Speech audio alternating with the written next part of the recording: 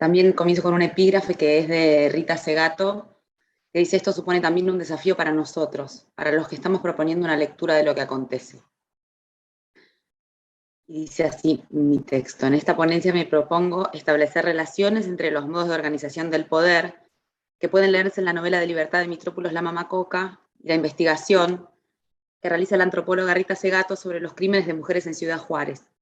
no solo para dar cuenta de la complejidad del texto ficcional y de su figuración o prefiguración sobre las reivindicaciones sociales de género del siglo XXI, sino también para seguir pensando la lectura como un modo de acceso, reflexión y reescritura de lo real. Bueno, después encontré perdón que haga este paréntesis, un montón de relación con la ponencia del compañero que habló recién, pero bueno, después lo veo. Sigo leyendo. La novela de Libertad de Mitrópolos, publicada póstumamente, tiene en su manuscrito el año 1994. La fecha ubica su escritura en una década gobernada por el presidente Carlos Saúl Menem, caracterizada por la implementación de políticas neoliberales y de reformas estructurales que favorecieron la implementación de un modelo dinámico de polarización social. Con la apertura de las fronteras comerciales que desencadenaron el desmedro de las producciones nacionales y una competencia de mercado voraz sin restricciones,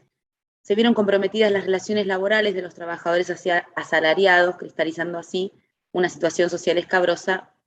que acentuaría la brecha de pobreza, generando centros de precarización de la vivienda que nunca más volverían a equilibrarse. Y acá recomiendo para adelantar un poco esta lectura, un texto de Maristela Svampa que habla sobre la realidad de Argentina en esa época. La segunda fecha que confiere sentido a la lectura, en la que suceden las acciones de la novela, siguiendo a César Aira,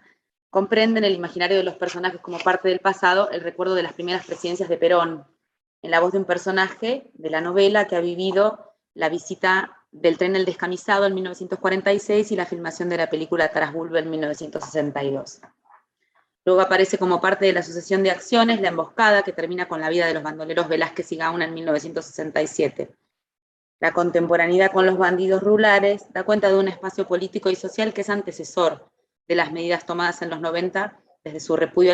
a las políticas nacionales y su búsqueda por despolarizar la vida y las relaciones sociales, laborales y económicas, que comenzaban a virar en torno a un descrédito del espacio del Estado como ente regulador. Esta experiencia, que termina por socavar definitivamente la figura administrativa en el gobierno de Carlos Saúl Menem, con la privatización de las pocas empresas que todavía estaban en manos del país, sientan el precedente que va a incitar la anticipación de la novela en relación con la realidad. Y cito un fragmento que escribe Nora Domínguez en el prólogo a la novela, que dice: hacia un futuro que el texto parece conocer, aunque de hecho no conozca, como si ese presente que comparten escritura y ficción supiera más de lo que sabe. Fin de la cita. El tercer dato que completa el sentido, la fecha de lectura, actúa en este caso a modo de conexión, de síntesis, ya que el devenir de los hechos narrados pone de manifiesto las posibilidades que realmente podían manejarse como consecuencia de las políticas establecidas. Una revisión exhaustiva de la novela permite descubrir los manejos corruptos y abrumadores del narcotráfico en relación con la población y el Estado, destacando así su relevancia temática y poniendo de manifiesto el uso pertinente y logrado de las estrategias narrativas que articulan el pasado unido a un presente condicionado por años de gobiernos despreocupados por promover políticas de carácter social que garanticen el bienestar a largo plazo. La lectura de las consecuencias, producto de las políticas neoliberales de la fecha de escritura, sumadas a los cambios transformadores de la globalización y el auge abrumador de las nuevas tecnologías, entre otras múltiples circunstancias, que impulsaron el desmedro del Estado, incita a repensar los lugares que ocupa la ficción en general y esta novela en particular dentro del canon literario. La articulación de las decisiones y el modelo de país que comienza a pergeñarse a partir de la anteúltima dictadura militar van a tener consecuencias de una perversidad incalculable en todos los sentidos, incluso cuando haya terminado el periodo de gobiernos de facto. En este sentido, la literatura aparece no solo como incitadora de lecturas posibles de los disparadores que convergen en la realidad, sino también como motivadora para revisar los esquemas que permiten elaborar soluciones potenciales. Tanto Ciudad Juárez como el pueblo que linda con el impenetrable, escenario donde se realizan las acciones de la novela, son ciudades fronterizas que tienen como característica típica de estas zonas el intercambio comercial, el tránsito y la inestabilidad de la población.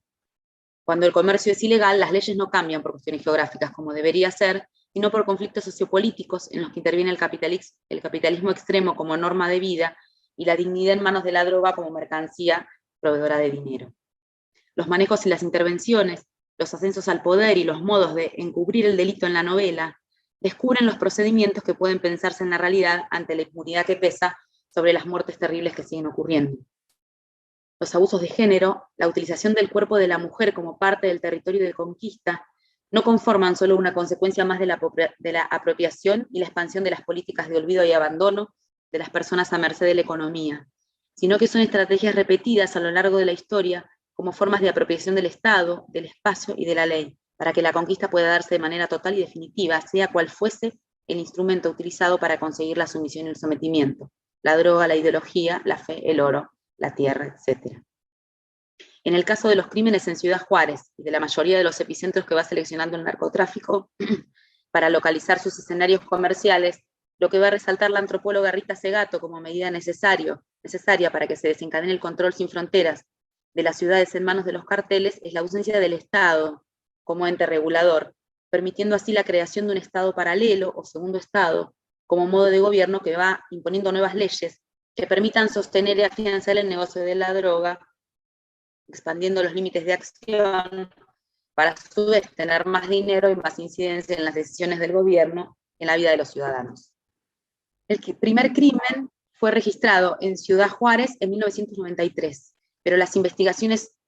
surgieron cuando comenzó a perpetrarse el mismo tipo de asesinato reiteradas veces sin esclarecimiento, y que hasta el día de hoy sigue sin haber conseguido resultados positivos en cuanto a la condena de los culpables. La novela está fechada un año después de que comience la barbárica sucesión de homicidios y propone, al igual que Rita Segato, una vuelta a la vida comunitaria como la única forma posible de hacer frente a este flagelo, de reinventar una sensibilidad social que permita una pertenencia territorial que tienda lazos de cuidado y amor entre las personas para impedir la entrada irrefrenable del narcotráfico. Ojalá resulte en la realidad como lo sugiere la novela. Con respecto a la ficción, la selección del nombre La Mamacoca como título de la novela es el primer gesto que sugiere revisar si el narcotráfico es la temática troncal de la que se desprenden el resto de los padecimientos, o es gracias a estos que el negocio encuentra su lugar en la sociedad como modo de establecer relaciones. La unión significante entre mama y coca, pensados como un solo signo, transforma la droga en el imperativo para madre. Madre hay una sola, dice la lengua popular, y en este caso es la droga. El artículo femenino la vuelve objeto y al mismo tiempo única y universal. Es la misma mama para todos los hijos. Ya no queda espacio entonces para que otras mujeres ocupen lugares sugerentes. Todas las demás sobran cuando se confina la díada. La madre entonces da la vida y la quita, transformando así las relaciones en un espacio desdibujado que los participantes transitan engañados por el halo maternal y contenedor de las mafias que refugian a los desamparados sin madres, ofreciéndoles un territorio de conquista y habilitando que se siembren tergiversadas la creación en destrucción, el amor en odio, la necesidad en dependencia y la fertilidad en control. El entramado de poder se teje entonces en función de agrupar a las mujeres para lograr subordinarlas en todas sus apariciones sociales posibles. En la novela,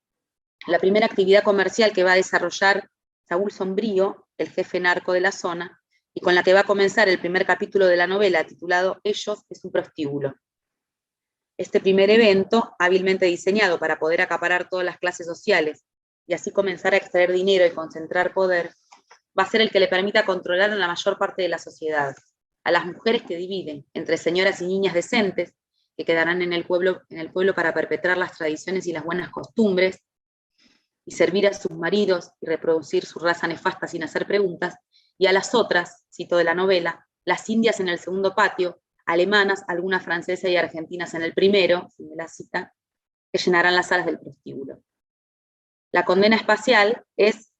equivalente al dominio territorial. Una vez colocados todos los sujetos sociales en cómodos lugares como piezas de ajedrez, la venta de drogas es solo un paso más. El trabajo abusivo tergiversa la dignidad y el cuidado en supervivencia y deja inscripto en esos cuerpos, arrastrados por la pobreza, la opacidad que los condena a la segmentación social y a la pérdida de interés por la integridad propia y ajena. Por su lado, los hombres del pueblo, los visitantes y comerciantes ávidos de experiencias sexuales sin importar cómo, con quién o bajo qué condiciones suceden, embrutecidos por la falta de acceso a la cultura y el trabajo extenuante, solo se dejan llevar arrastrados por los que creen ser sus deseos más primitivos sin pensar, o quizás sin comprender realmente, que sus actos son un eslabón imprescindible para cristalizar el sometimiento y así completar el cuadro que permite el dominio absoluto. El abuso sexual y la trata ilegal de personas no son un devenir de las circunstancias de delito, sino una parte imprescindible que debe acomodarse para que entre los escombros sociales el consumo de drogas sea masivo e indiscriminado. Una declaración de poder que deje sin efecto las leyes de un país debe subordinar y estratificar a la sociedad entre posibles aliados, escudos y soldados, territorios consensuados de dominio y expansión, pantallas y excusas para que los hechos se mantengan de manera encubierta sobrepasando al Estado. Es necesario doblegar y dividir para poner a funcionar la máquina de dominio. El lugar de la mujer en la sociedad, por más de que ha intentado ser degradado por años en la historia mundial, es evidentemente importante, ya que se necesita primero someterla para luego poder avanzar con cualquier conquista. La mujer ocupa evidentemente en el mapa acribillado de víctimas un lugar preponderante. Es la que lleva en su cuerpo el signo de engendrar, de crear. Una vez destruida en su integridad, reprimida en su deseo y convertida en un objeto, ya no queda nada que pueda mantener la unión fraternal. Por eso debe ser ubicada en un espacio de sometimiento y así quedar neutralizada para no enturbiar los proyectos de destrucción de las mentes y los deseos de las personas que concreten el dominio de los esquemas sociales desarmados y embrutecidos. Una lectura posible de la estructura de la novela deja entrever cómo desde el imaginario patriarcal que domina la sociedad, se establece que en las relaciones humanas el hombre es el fuerte, portador de alguna capacidad o genética natural que lo ubica físicamente por encima de la mujer, colocándolo así como consecuencia en un lugar negativo, pero no menos viril, de líder de la corrupción y actante de la guerra. En su doble rol de proveedor y abusador, de servidor y protector o agresor, los espacios conquistados a lo largo de la historia, tanto fáctica como tácticamente y tácitamente, no parecieron permitir que se infiltren otros valores que pongan en estima una sensibilidad diferente para pensar las actividades para los que parecen haber nacido dotados. Y acá hago referencia a un texto de Judith Butler, Cuerpos que Importan, que habla sobre, sobre lo que signa el cuerpo por sobre el género. La nueva puesta aquí, en la novela, es un desvío. La figura del hombre se intercambia cuando el jefe narco le cede la jefatura mafiosa a la niña Justina, la loba, una niña nacida en el ramal que va a dedicarse porque él va a dedicarse a la política y quedar desvinculado del delito del narcotráfico.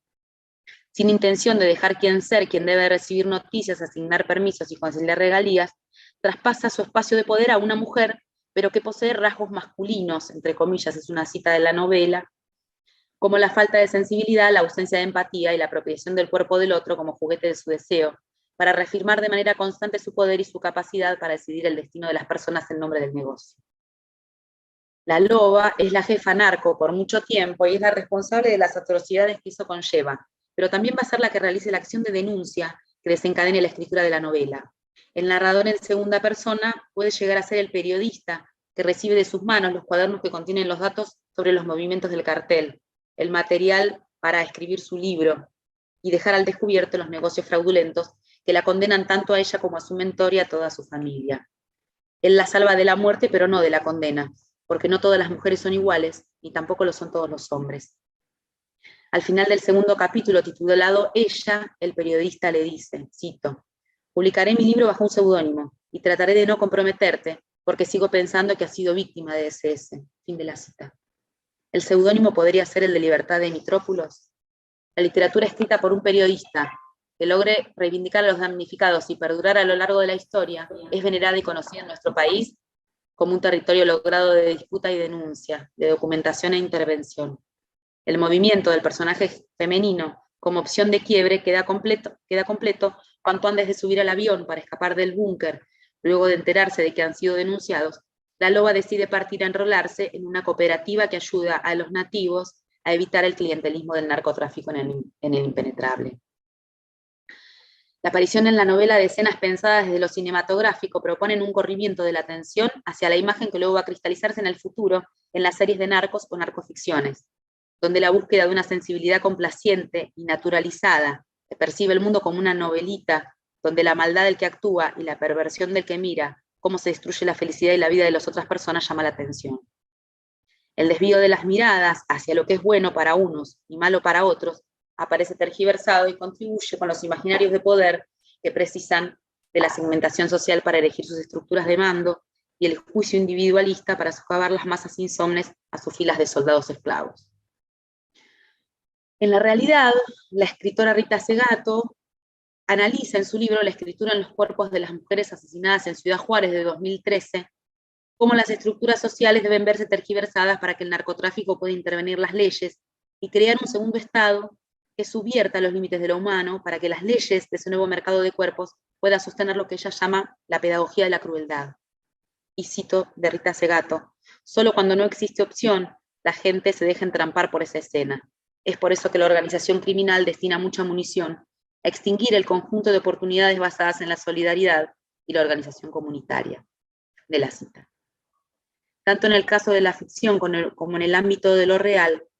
la propuesta es una denuncia que apele, por un lado, a que la escritura pueda proponer lecturas posibles para poner en palabras las escenas y hacer que esa nueva realidad que surge como germen de la violencia desmedida y la crueldad pueda ser comprendida y de esa manera intervenir la realidad, y por otro lado, proponiendo un retorno a establecer lazos comunitarios como modo de resistencia. Creo que ambos textos, igual de dolorosos, pueden ser leídos desde los dos registros, el literario como acercamiento y lectura que sugiera las bases para la conciencia y la reflexión, y el documental que brinde datos empíricos que permitan dar cuenta de la veracidad de los problemas. En los dos casos, su productividad es extrema y contundente, aberrante y esclarecedora. Muchas gracias.